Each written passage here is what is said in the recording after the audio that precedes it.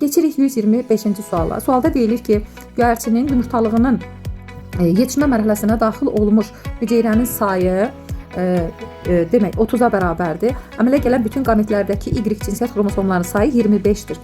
Əmələ gəlmiş yönəldici cisimciklərin Y cinsiyyət xromosomlarının sayını tapın. Bizdən bunu istəyir. Demək, əvvəlcə bilməliyik ki, göyərçinin yumurtalığının yetişmə zonasına daxil olan bu 30 sayda hüceyrə 4 dəfə çoxalır, 120 hüceyrə olur.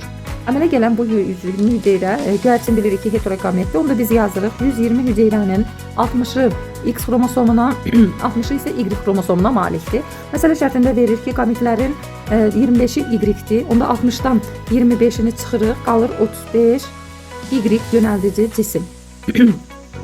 Demək, bizdən isə yönəldici Y xromosom dəstinə malik olan yönəldici cisimci istədiyi üçün doğru cavabımız olur 35.